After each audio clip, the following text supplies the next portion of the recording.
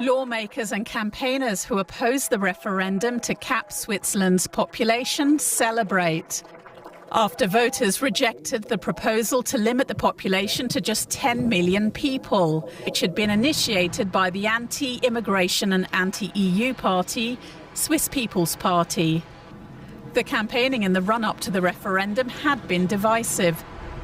Some parties warned that a yes vote to limit the population could bring chaos, like the UK's vote to leave the EU. Voters gather at a polling station in Bern to cast their ballots. Some were worried how a limit on migration would affect the Swiss economy. And with higher than average turnout, many voters thought that this referendum was important. It decides our future, how we're going to live in Switzerland and how we're going to manage things, especially with all the relationship with the EU. I think we'll have problems in areas like caregiving, sectors where we depend a lot on foreign workers. We won't solve it with a 10 million person cap. But some voters who supported the population cap say Switzerland just can't accommodate more people. We have limited space here, with just around 42,000 square kilometers. And if more people keep coming in, it gets harder to maintain our living standards. You see it with rents, you see it with land use, resources are getting scarce and more expensive. That's how it is. Das ist normal. Die Ressourcen werden immer knapper, immer teurer. Ja, so ist es. Most migrants to Switzerland come from European Union countries like Portugal, Italy or Germany. Switzerland has a freedom of movement agreement with the bloc. The economy has a labour shortage in healthcare and other sectors. And with wages in Switzerland higher than in many other European countries, it's an appealing destination. The parties that campaigned against the referendum are pleased with the result. In a time where we have right-wing populism rising in all the countries, that today Switzerland has said no to this tendency, very clearly said we don't want to blame immigrants for everything that goes wrong in our country. Business groups have also welcomed the result, but the Swiss have had referendums on limiting migration before, and calls to address migration in Switzerland are likely to continue. I'd like to welcome now Etienne, a professor at the University of Neuchatel and one of Switzerland's leading migration experts. Professor, what does the result tell us about where Swiss society stands on immigration? Well, it confirms the historical tension, if you want, between the obvious benefits of immigration for the Swiss economy and the popular fears about its consequences.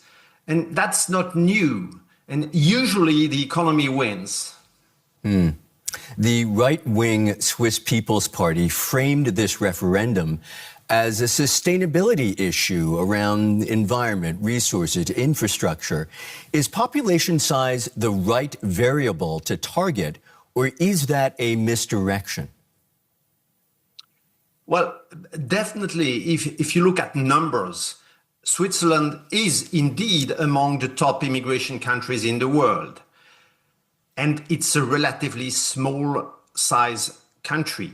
But if you look at the consequences of population growth, then it really depends on your point of view.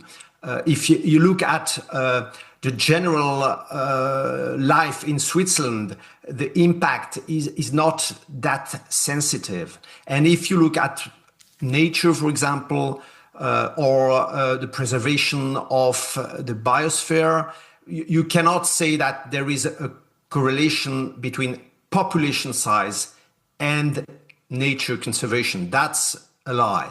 But obviously, it remains a real issue, at least for a significant proportion of the voters.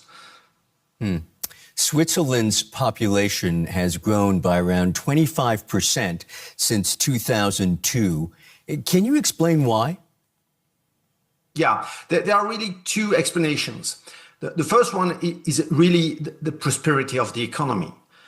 The Swiss economy has been very dynamic and has had a very important need for foreign workers.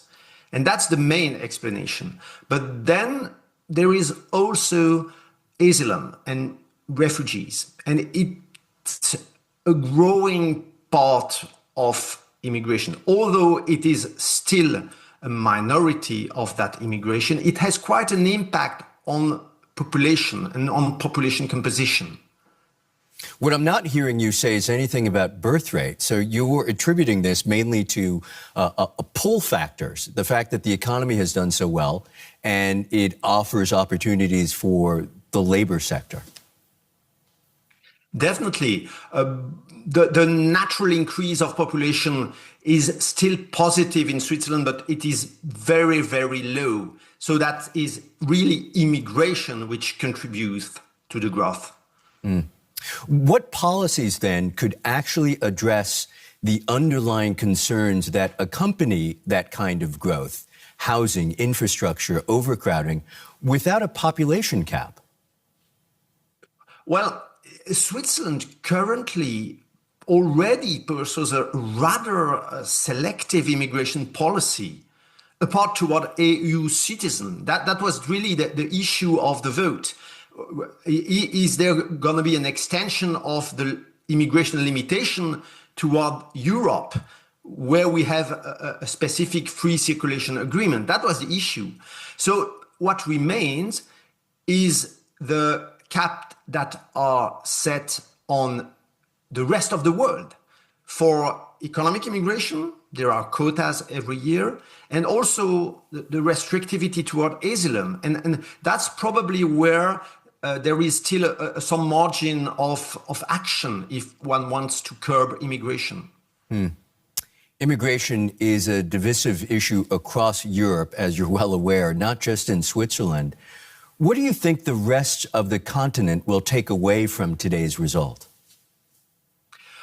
Well, I hope that they will realize that it might be, in some circumstances, wise to address immigration issues actually directly through referendums, as it was the case today in Switzerland, rather than, in a sense, wait for the dissatisfaction of the population to express in election and to wait for anti-immigration parties to win the elections. That will not happen in Switzerland. It's a kind of a way to offer the population the possibility to express it and discuss its fears. That's Professor Etienne Piguet. Many, many thanks. Thank you.